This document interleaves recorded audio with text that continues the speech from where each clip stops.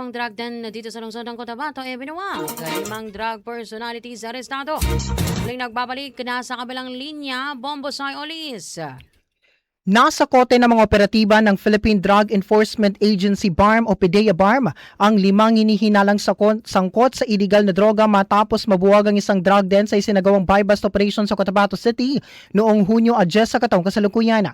Pinangunahan ng PDEA Maguindano del Sur Provincial Office ang operasyon sa isang bahay sa Purok Centro 2nd Batch Crislamville, Barangay Rosary Heights 6.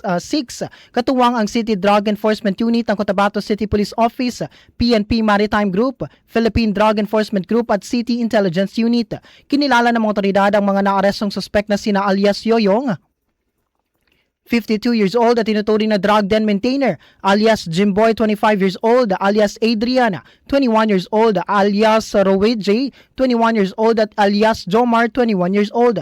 Lahat ng mga ito ay residente ng nasabing lugar. Nakumpiska sa operasyon ang siyam na sachet ng hinihinalang shabu na may kabuang timbang na 10 grams at tinating nagkakahalaga ng 68,000 pesos. Nasamsam din ang isang mobile phone at iba't ibang drug paraphernalia na pinaniniwalaang ginamit sa loob ng drug den.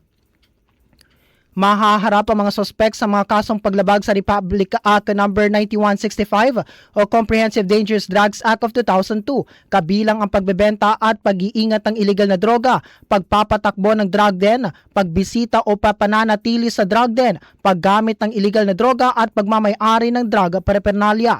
Ayon sa PDEA-BARM, patuloy ang kanilang kampanya laban sa iligal na droga upang mapanatili ang kapayapaan at kaligtasan ng mga komunidad sa rehiyon. At iyan ang aking report. Ako si Bombosay Olis and this is Bom Radio Philippines, the #1 and most trusted source of news and information. Basta Radio, Bombo!